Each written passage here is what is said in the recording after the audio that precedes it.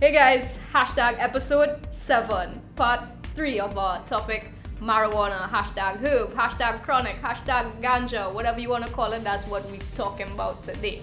So, on the show, we're going to have my same friends, Marcus and Stephanie, and they're going to talk to each other or with each other and yourselves about the topic ganja. Hashtag hello from the other side. I am here with Marcus. He has some questions for me, so let's do this. Hi guys, well part 3, you saw me on part 1 and you saw her on part 2 and we decided we needed to continue the discussion a little bit, so here we are. Yes. So I had some questions on your points. First of all, you said that you have a lot of people calling and you have a lot of people writing, so therefore you're in a position where you're assisting people with some issues. I know that you've had, from listening to you, you've had your personal problem with it, your personal struggle with it, and you've overcome such. Yeah. Have you since gone on to do any, not courses or anything, but at least any reading and so into addiction and all these things and the different aspects of? I have not gone into like heavy reading. I just talk from my personal experience because everybody's experience is different.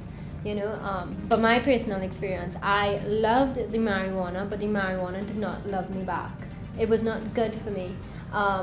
And there are a lot of people who have the same problem. They love it, but it does not love them back, and they suffer in their own way. So then, would you say that there are people that, in your words, and this is just simply for using your words, that the marijuana does love back, that are functional and productive? From what I know and like from what I've seen, friends, you said my friends, they are functioning addicts and then non-functional addicts, and then there are people who know they're addicts and need help, and then there are people who don't know they're addicts and in denial. So I can't really speak for anybody else, but I do know people who smoke weed and function. But how lovely will it be to not rely on a substance and be functioning on your own as a PA? Of course, I'm in full agreement with you there. But are you then saying also that anyone that does use marijuana is addicted to it? I wouldn't say everybody that uses it is addicted, but it can possibly. Regularly? Regularly, I would say look into it. See if you have a problem, do a little questionnaire, check yourself into most people meeting. would be in denial if they had a problem. I can understand that from doing the psychology and so in school and so forth. So my next thing to you would be then, your friends that you did say, I'm assuming, right, still use, right? And you then said they're functional addicts, they're non-functional addicts. You did put them all in an addict category. The functional ones, are they doing well for themselves? I would think so. Do they have families and children and all these things by chance? Some of them don't have I'm children. not asking the personal business. It's fine. Right. Some of them are married, some of them are not married, but I don't compare people's lives, those who smoke and don't those smoke. Functional ones that are your friends that you must know to an extent because they're your friends, are they, do they mistreat their children or anything? No. Or are they, they're normal parents? Or not? From personal experience, most of them try to tell me, I'm trying to stop. Or, they'll be like, for my child's christening, I was high. Right. They be high for every single part of the day. So they admit that they have a problem. Yes. Okay, I can understand that. Yeah. What about then? I mean, of course, marijuana is becoming a lot more mainstream now internationally, and the reason for such is medicine, right? And it's there are good points and bad points, of course, as with everything. But I don't know if you've seen it, but are you aware that one of the main things that it's being approved for now in first world countries is something called Dravet syndrome, which is a very, very severe form of epilepsy or seizures. I heard about that. Where children especially suffer from sometimes more than 200-300 seizures a month, which is 10 seizures a day easily. And using marijuana, and we'll be talking about whole plant extract, right? Meaning the entire plant is extracted and all these 400 or 200 chemicals come down into it, then babies and young people are using it and they're having less than 1 seizure a month. Oh, okay, but what about, just like any other drug on the market, doesn't it have side effects? All drugs have side effects. Well, that's my thing. What if a baby takes something that has a side effect? Marijuana has you must have seen ads on television recently with pharmaceuticals, right? Cable ads and all these things, and you notice that every pharmaceutical that they talk about is being advertised for sale, but there's a whole list of contrary, terrible side effects associated with it. Now, they do that now because it's mandated that they have to put even if one of their test subjects have a side effect like that, they have to put it down. And when marijuana, we in the activist side with who comes mainstream from medicine, then we would be able to do the same thing. and we'd be able to have labels and set aside and know everything to a better point. But in the meantime, is in most of our opinions on this side, let's say, is what about these children that are suffering now? So with kids now that have things like Dravet syndrome, as we just discussed, what about their need for it now? Until the laws are changed for it to extract and so forth, they do need it now. Right. So it is something that we look forward to. One. Two, you said 200, there are 400 that are it's usually purported that marijuana contains over 400 chemicals, right, and there are only a few that are good. Mm-hmm. That's not true. Okay. Just like a mango.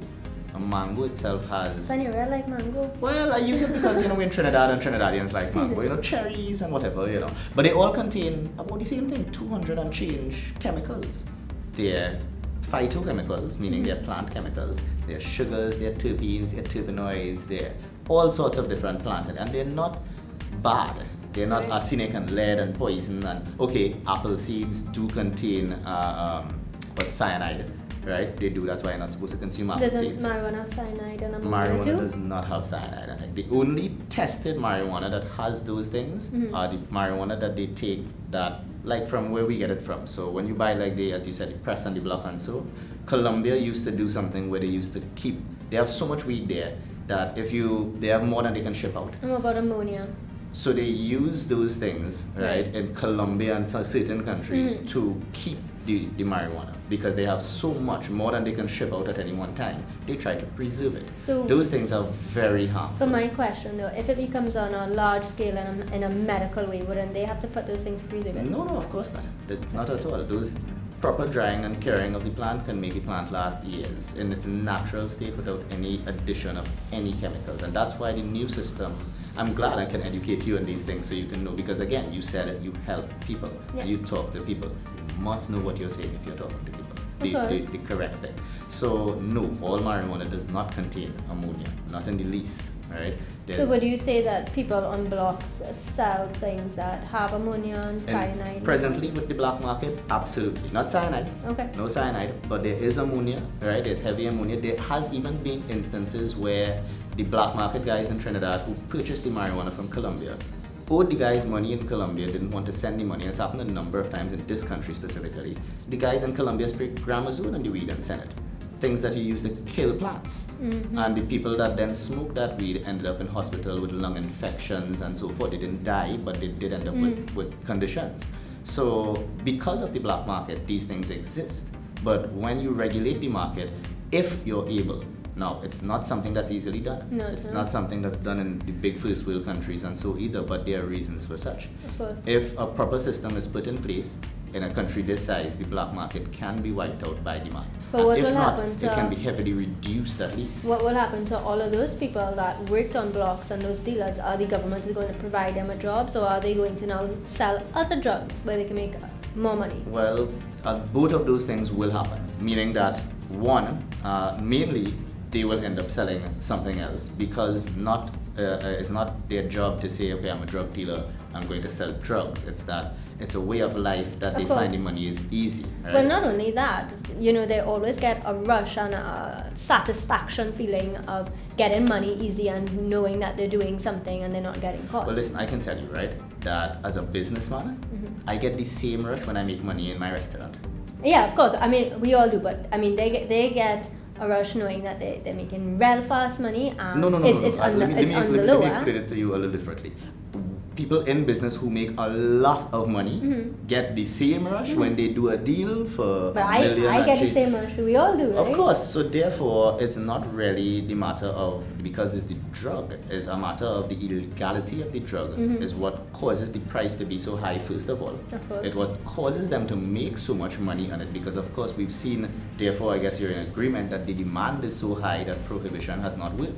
So these guys making money off debilitating people by selling them. My thing is, we like myself and there are other people that we are trying to save people right now. Right. So, okay, let's just say they legalize marijuana, right?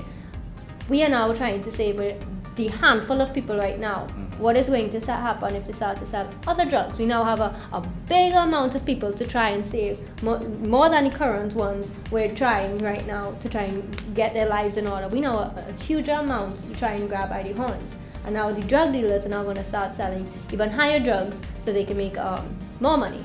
And it's just a very bad cycle. And now that drug dealer is trying to sell money, there are 10 other people behind him or 20 other people behind him. I'll tell you, what you're saying is actually a huge misconception.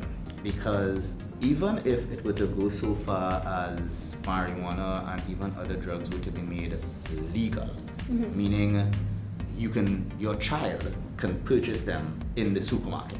That's legal. Of course. First of all, anything else is regulated, right? So that's legal. Now, if that does happen, right? Let's just say hypothetically, the people who are selling it now on the blocks are going to go out of business faster. Why? Because they then have to establish proper business framework to be able to have a product to put in the supermarket. Right. If it's available in the supermarket, I'm asking you now, if it's available in the supermarket when you were a user, if it was available in the supermarket, would you go on the block? No. If it were cheaper in the supermarket, would you go on the No. block? And if it were better quality in the supermarket, would you go on the block? Well, this is the same thing we're trying to do with a regulated market. Okay. We're trying to make it all those things where you get a doctor's prescription, and the reason for the doctor's prescription and not allowing it in the supermarket is so that your child can't get it. It is a psychoactive substance, just like chocolate. Yeah. Turmoil effect, yes, but chocolate does allow endorphins to escape from the brain or release, and it does therefore affect your brain chemistry. That's my thing. I believe that the marijuana plant does have some chemicals in it that can help people. Right. I'm not saying that. But then what you're saying then is that it has some chemicals in it That that are can bad. harm people. Of Okay, so course. I need to correct you there. That's a misconception. Okay. If you smoke it, yes, it's carcinogenic. The burning of the plant will turn into carbon monoxide, heavy carcinogens and tar, and it's harmful for your body. If you do not smoke it and combust it, there are no negative chemicals. I didn't say side effects. Chemicals that can affect general populations. In other words, there are no toxins, there are no poisons, there are no heavy metals. If the plant is grown properly, cured and dried properly, and then of course we have testing in place to ensure that it was grown and dried and cured properly. Once it's done in those ways, just like it is now in the Colorado market, California, Washington market, it's clean. There's no residue of anything that can harm you. Now, side effects in that instance would then be of a couple different natures. One, if you case specific were allergic to it, you have a side effect. If you were predisposed, and that is an argument that in Trinidad we can have over and over because Trinidadians follow the UK side of medicine. And the UK side of medicine does teach that marijuana can induce psychosis. The US side of medicine, which is where I went to medical school, teaches that you have to be predisposed to this mental illness before you can get it from use of marijuana. So if we go on the US side and that thought, then putting it in a regulated framework allows us then to test people and check people and know who's allowed to use it and who can't. So my question to you is, okay, so you're telling me that there are some medicinal uses for marijuana, which of course I agree, just like everything, it has good and the bad, and the ugly, and sometimes, so good and very good sets, of course. My question for you, okay, so you're telling me that it helps people in certain ways. So if, like, let's say they decide to put it on a market where it can help people, how are they going to consume it? Is it going to come into a pill form, a liquid, a powder? How are these people going to consume it? And how is it going to make them feel physically, mentally, and emotionally? And what are the possible side effects? Is it for all ages, some ages, people suffering from some illnesses, this illness or that illness? What is the broader I get you. side of things? Well, at least we did clarify some good important points in this part. I'm happy that it is a non-toxic substance when doing it properly and when producing the plants properly. When we do get around to the medical side, for certain ailments, yes, people will use it to a point where they will feel what is classically known as high, like cancer. The way you'd have to use it with that, you'd have to use a whole plant extract. But then, there are other things called like juicing of the plant, and so where you won't get high at all because the THC is not activated because you're juicing the raw plant. Right. And it can help in, many, many, many different ways. So with the aspect of getting high, and so yes, certain diseases, certain ailments, when you use it, you will feel high. So my like question cancer. for you, so what about a child who has cancer? Guys, Will they get high? True. We're running out of tape. The viewers had plenty, but I want to hear from the viewers too. I want to know if you all want to see these guys back to continue this discussion. Let us know. You have to do your part. Everybody here is doing their part. Let us know what you think about the topic. Let us know what you want to know about the topic, because we have two first individuals who have both sides of the spectrum. We have so many hashtags that we have to get through for this entire topic. So let us know. Comments down below.